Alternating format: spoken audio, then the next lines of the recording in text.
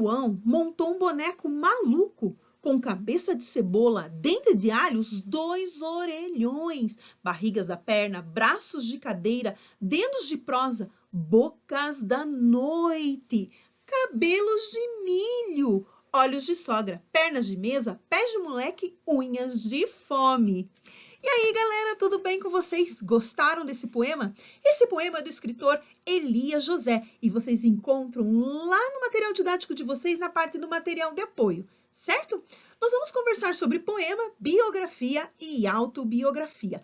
Para relembrar aí como é que nós organizamos um poema, que está organizado em versos, muito bem, trouxe outro poema que se chama O Eco, de Cecília Meirelles, que também consta lá no material didático de vocês. Então, me acompanhe aí nessa nossa aula. Vamos lá?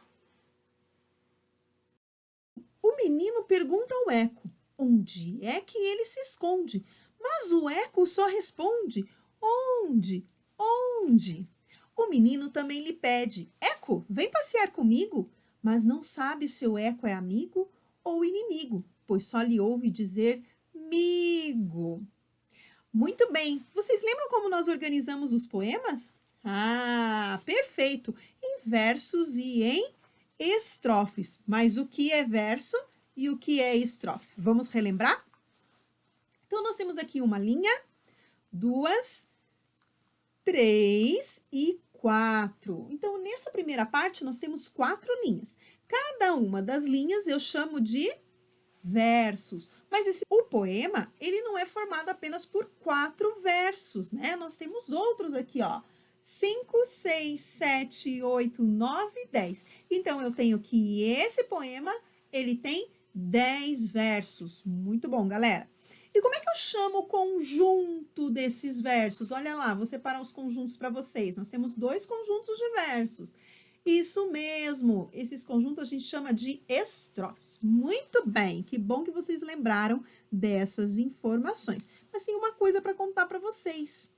Primeiro, o poema do Elias José que eu fiz a declamação para vocês, ele só tem um verso, tá? E a outra é uma novidade. Nós não temos somente poemas no formato de versos e estrofes. Aham, sério mesmo, gente, nós não temos. Nós temos poemas que são verdadeiros desenhos, ou desenhos que são verdadeiros poemas. Acompanhem aí. Olha só isso daqui, gente. Estão vendo? Estão vendo o que tem, como é que esse desenho ele foi formado? É um carro, né? Perceberam como é que ele foi desenhado a partir do quê? Isso mesmo, na palavra carro. Ó, eu destaquei algumas vezes que a palavra carro aparece só para vocês verem. Então, todo esse texto, né, todo esse poema, ele é formado pela palavra carro, né? Carro, carro, carro, carro, carro, carro, carro, carro, carro. Então, se nós fôssemos ler aqui, nós vamos ficar lendo carro o tempo todo, certo? Vamos ver outro que também é fantástico. Jacaré Letrado. Esse daqui, ele é um poema do Sérgio Caparelli. Olha só, todo jacaré, estão vendo aqui o rabo dele, a cabeça? Todo o corpo dele é formado pela palavra jacaré. Olha lá, ó. Jacaré, jacaré, jacaré, jacaré. Destaquei algumas para vocês visualizarem melhor. Mas o que será que é um jacaré letrado? O que significa letrado, será, gente? Olha só, letrado, segundo o dicionário, né, que está lá no Aurélio, ele é que ou quem é versado em letras, erudito, né? De que ou aquele que se letrou, certo? Então, esse é o jacaré letrado. Tem um outro muito legal, que é esse que eu vou mostrar para vocês agora. Canção para ninar gato com insônia. Olha só, aqui eu tenho um gatinho formado a partir das palavras ron, ron, ron e o Z. O Z representa a questão do sono, né? Só que esse gato está fazendo ron, ron, ron, que é aquele barulhinho que eles fazem quando eles querem carinho, mas também quando eles estão com os olhinhos fechados, prestes a dormir, né? Então, eles ainda não estão dormindo, apesar de já aparecer aqui a ideia do sono, né? Eles estão se preparando para dormir. E por isso insônia, porque ele ainda não dormiu. Lembrando que quem tem insônia É quem tem dificuldade para dormir. Muito bom, gente. Mas que nome será que eu dou para esse tipo de poema?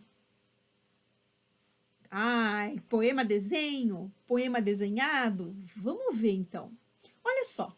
A poesia é um texto em que o autor usa a imaginação com liberdade para produzir tanto o conteúdo, aquilo que se pretende dizer, quanto a forma, que é o formato do texto. Então, o que ele está nos dizendo aqui com o formato que ele escolheu, né? No caso do gatinho. Os poemas visuais são aqueles cujo sentido é construído por meio das palavras e imagens. Então, percebam, eu tenho a imagem construindo um sentido juntamente com as palavras. Então, esse tipo de poema a gente chama de poema visual. Perfeito, gente. Vocês lembram de quem era o poema que eu declamei para vocês lá no início da nossa aula? Da Cecília Meirelles? Não. Do José? Não. Como? Elias? Tem que juntar aí. Isso mesmo, era do Elias José. E lembrem que eu falei para vocês que vocês têm esse poema lá no material de apoio, que consta no material didático de vocês, certo? E de lá também eu tirei esse recorte de texto, né? Eu tô fazendo aqui trouxe um trechinho para vocês, que é um texto que fala sobre a vida do Elias José. Então vamos ver o que esse trechinho fala. Elias José nasce em Santa Cruz da Prata, no município de Guaranésia, interior do estado de Minas Gerais. Mora na fazenda da família e frequenta o curso primário na escola rural do distrito. Em 1970, publica sua primeira coletânea de contos, A Mal Amada. Olha só o outro trechinho que eu tenho aqui. A afinidade com o gênero e o sucesso obtido com a publicação levam-no a dedicar-se quase exclusivamente ao público infantil, para o qual escreve mais de 100 livros. Em 1993, aposenta-se de suas atividades profissionais e permanece em Guaxupé, deslocando-se apenas para inúmeras palestras que participa. Morre em 2 de agosto de 2008, aos 72 anos. O que a gente tem nesses textos? Nesses textos não, desculpem, nesses trechos de textos. Isso, nós temos um pouco da vida do Elias José, né? Lembrando que o texto completo vocês podem consultar lá no material de vocês. Isso, então eu tenho aqui uma biografia. O que quer dizer biografia? Biografia vem de vida, né? Então, bio vem de vida e grafia vem de escrever. Então, nós temos que biografia é escrever sobre a vida. Mas quem está escrevendo sobre a vida do Elias José? Né?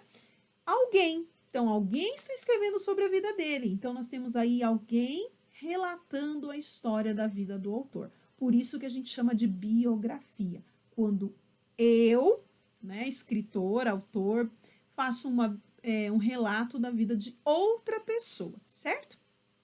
Vamos ver agora outros aspectos da vida do Elias José. Foi o primeiro passo para me apaixonar pelas histórias e poemas para crianças e adolescentes. A literatura para adultos ficou meio esquecida, pois acho difícil abranger públicos tão diferentes. Com o meu terceiro livro de contos, ganhei o prêmio Jabuti e tive a oportunidade de me profissionalizar como escritor. Hoje, tenho aproximadamente 30 prêmios importantes, mais de 100 livros publicados e mais de 2 milhões de exemplares vendidos. Tenho contos e poemas traduzidos e publicados em vários países e me sinto cada vez mais feliz escrevendo. E agora, o que a gente tem aqui? Muito bem, mais relatos sobre a vida do Elias José. Mas quem será que está relatando? Exato. No outro, nós temos alguém relatando sobre a vida do Elias José. Aqui nesses trechos, nós temos o próprio Elias José falando sobre a vida dele. Vamos ver então como é que a gente chama esse texto em que o autor, né, em que a pessoa fala sobre si mesma. Então, eu tenho autobiografia. Então, auto, a gente fala que é aquilo que é próprio, aquilo que é da gente, de si mesmo. Bio, nós vimos que significa vida. E grafia, nós vimos que é escrever sobre a vida, a minha vida, né? A minha própria vida. Ou seja, nesse caso eu tenho a pessoa relatando a sua própria vida, os fatos da sua vida. Muito legal, né? Então, biografia é quando alguém escreve sobre outra pessoa. E autobiografia é quando eu escrevo sobre mim mesmo, certo? Vamos ver o que acontece quando a gente faz a escrita da biografia e da autobiografia. Eu trouxe para vocês um trecho aqui da biografia do Elias José, ou seja, um relato feito por outra pessoa.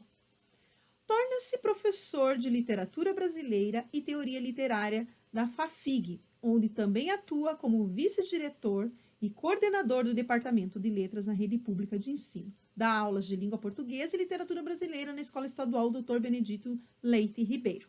A partir de 1976, por sugestão de sua esposa Silvia, escreve histórias para sua filha Yara. Eu tenho um texto que relata a vida e a obra de uma pessoa, que nós já conversamos anteriormente. Por isso, eu vou escrevê-lo em terceira pessoa. Então, eu vou ter aqui alguns elementos que marcam essa terceira pessoa, que seriam os verbos em terceira pessoa e os pronomes. Olha só, então. O tornar-se, né? Quem tornar-se? Foi o Elias José, então foi ele. Também atua. Quem atua? Ele, que seria o Elias José. Quem dá aulas? Ele também, que seria o Elias José. Sua esposa. A esposa é de quem? Do Elias José. Escreve. Escreve. Escreve também é ele, né? E esse ele é o Elias José. Sua primeira filha Yara. De quem é essa filha Yara aqui? De quem que eu tô falando? Do próprio Elias José. Então, vejam que eu tenho os pronomes, né? O sua, e os verbos tornar-se, atua, escreve, indicando aí a terceira pessoa, que seria referente a ele, a ela. Nesse caso, o nosso ele é o Elias José.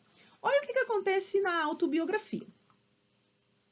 Lembrando que autobiografia é o texto em que a própria pessoa faz o relato da sua vida e obra. Ou seja, eu vou escrever em primeira pessoa. Eu. Olha como é que fica os verbos agora e os pronomes, indicando a primeira pessoa. Então, sou. Quem sou? Eu. Me levou. Levou a quem? A mim. Lancei. Quem lançou? Eu mesma. Meu primeiro refere-se a mim.